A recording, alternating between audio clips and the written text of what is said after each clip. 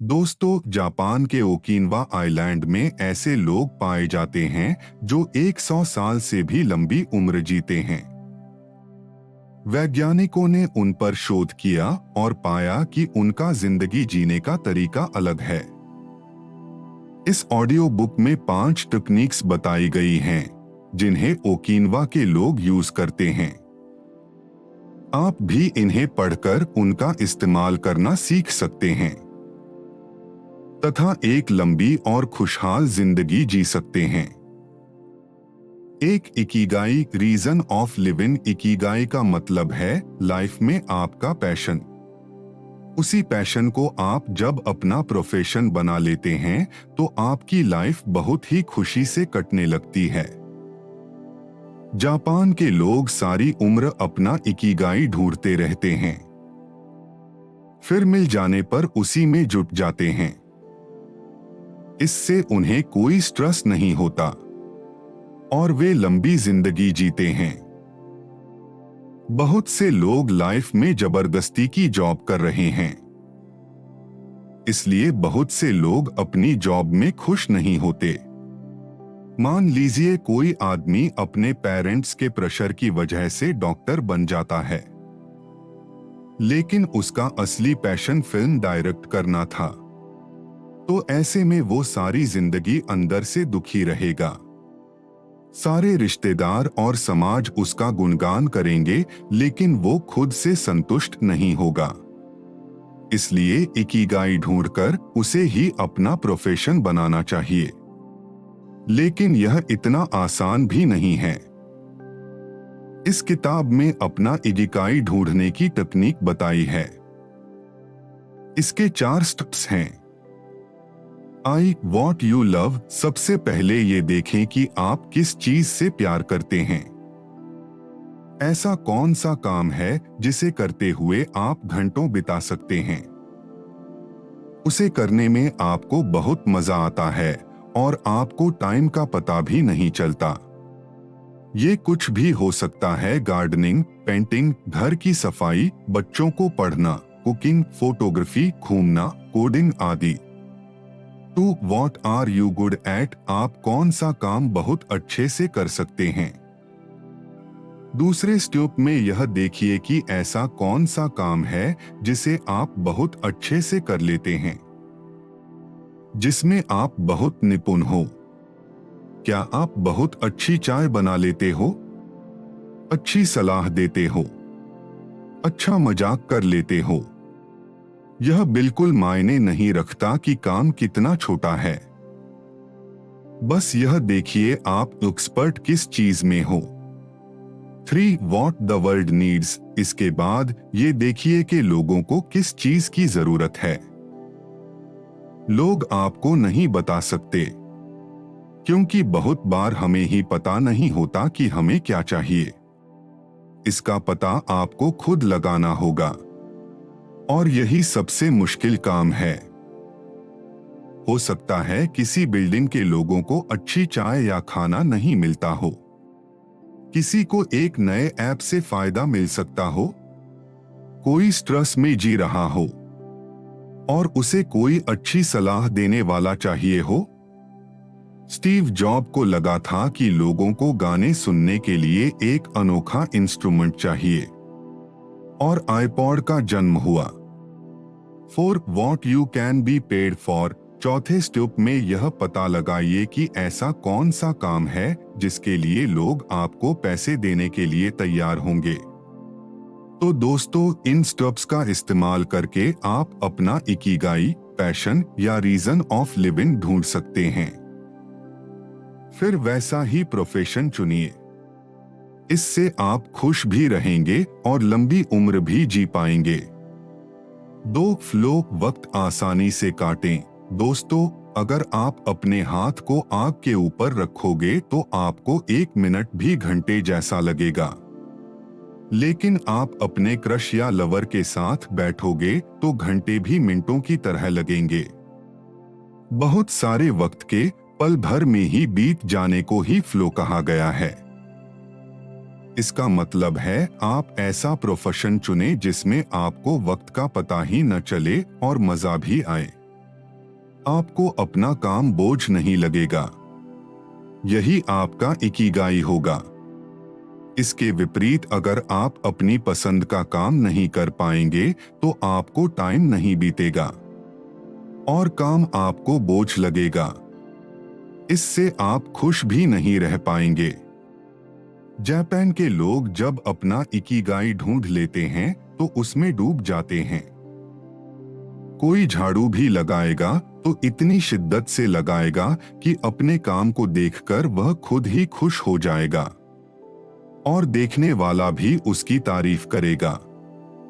सब्जी उगाने वाला भी अपने काम को इतने प्यार से करता है कि वह सिर्फ बस्ट सब्जियां उगाकर लोगों को देता है।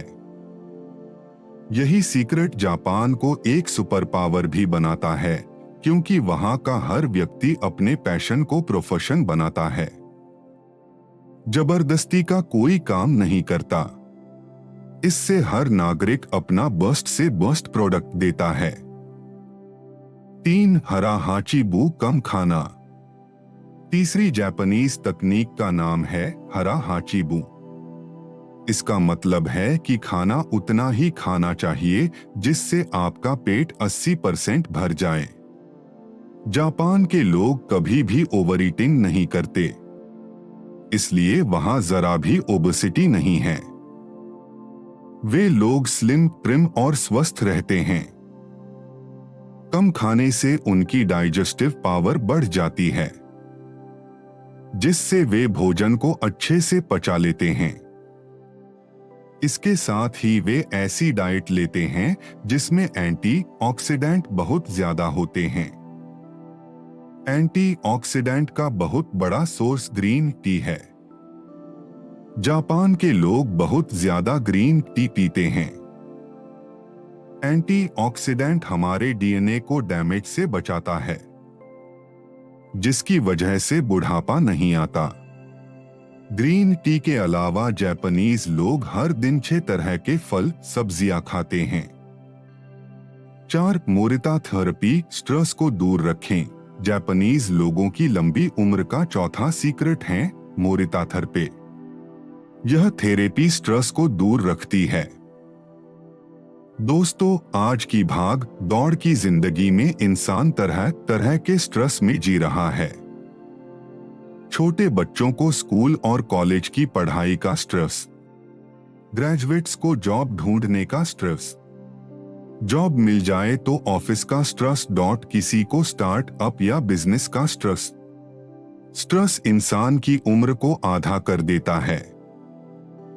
जापानीज लोग इस बात को भली भांति समझते हैं, इसलिए उन्होंने मोरिता थेरेपी विकसित की है। यह एक तरह की मेडिटेशन है।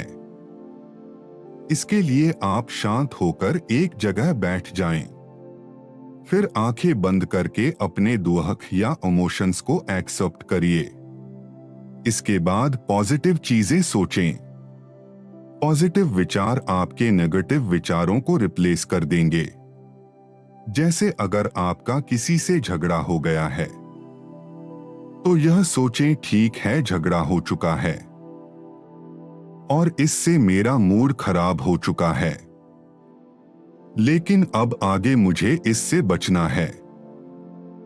फिर यह कहें कि मैं उसे माफ करता हूं और खुद को भी माफ करता हूं।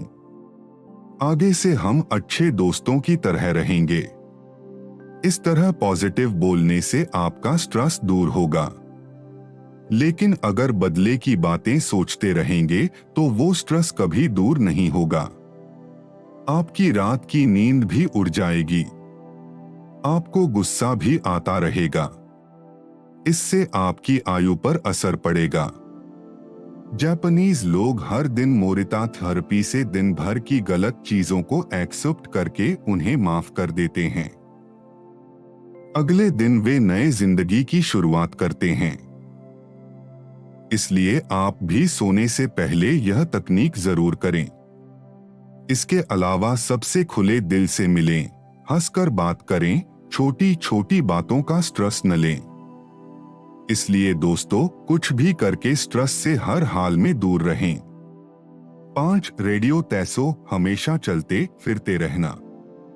जापान के लोगों की लंबी और खुशहाल जिंदगी का अगला राज है कि वे हमेशा चलते फिरते रहते हैं या एक्सरसाइज करते हैं। जापान में रेडियो पर सुबह और शाम ऐसे प्रोग्राम प्रसारित होते हैं जिनसे लोगों को एक्सरसाइज करवाई जाती है। यह ट्रेडिशन वहां 50 से भी ज्यादा सालों से है। इसी को अब रेडियो तसियो कहा जाता है। जापान की हर कंपनी के एम्प्लॉय काम शुरू करने से पहले रेडियो तसियो करते हैं, चाहे उनकी कंपनी विदेश में ही क्यों न हो। दोस्तों, ज्यादातर लोग सोचते हैं कि सिर्फ जिम में ही एक्सरसाइज की जा सकती है, लेकिन हम यहाँ बॉडी बिल्डिंग की बात नहीं कर रहे। जापान के लोग ज्यादा समय तक कभी नहीं बैठते, बीच बीच में वे चलते फिरते रहते हैं। इससे उन्हें कभी मोटापा और दूसरी बीमारियां नहीं लगती और वे लंबी जिंदगी जीते हैं। तो अब आप भी नियम बना लीजिए कि डेली हल्की फुल्की एक्सरसाइज जरूर करेंगे और ऐसा सारी जिंदगी करते रहेंगे। 6 वाबी साबी। अगली जापानीज टेक्निक का नाम है वाबी साबी, जिसका मतलब है ब्यूटी इन इम्परफेक्शन। जापान के लोग इम्परफेक्ट चीजों में भी ब्यूटी ढूंढ लेते हैं। उनका मानना है कि इम्परफेक्ट चीजें ही नेचुरल होती हैं, बाकी सब तो बनावटी होता है। इसकी वजह से वे नेचर के बहुत क्लोज रहते हैं।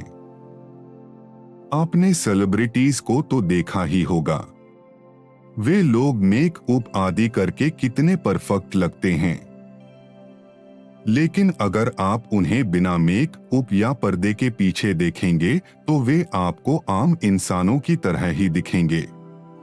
बनावट केवल एक मायाजाल है।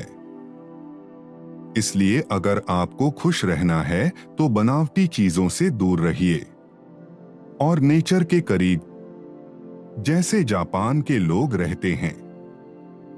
इससे भी आप दीर्घायु बनेंगे। 7 गिव थैंक्स। जापानीज लोग छोटी से छोटी हेल्प के लिए भी दूसरों को बहुत धन्यवाद देते हैं। उनका मानना है कि what goes around comes around, अर्थात जैसा बीज बोएंगे वैसा ही फल मिलेगा। जब हम दूसरों का धन्यवाद करते हैं तो उन्हें अपने काम की वैल्यू का एहसास होता है। इससे वे अपने काम को और भी लगन और निष्ठा से करते हैं। इसके अलावा सामने वाला खुश भी हो जाता है और खुशी बांटने से बढ़ती है। खुशनुमा माहौल में कभी भी स्ट्रेस या डिप्रेशन नहीं हो सकता। इसलिए धन्यवाद करना सीखिए, लोगों का भी और नेचर का भी, जिसने हमें भोजन, पानी और ऑक्सीजन आदि हर चीज दी है। तो दोस्तों, ये थी इस अमेजिंग किताब की समरी। अब आपको जापान के लोगों की जिंदगी के सीक्रेट पता चल गए हैं। आप भी इन्हें फॉलो करिए। इससे आपकी जिंदगी भी खुशहाल और लंबी हो जाएगी।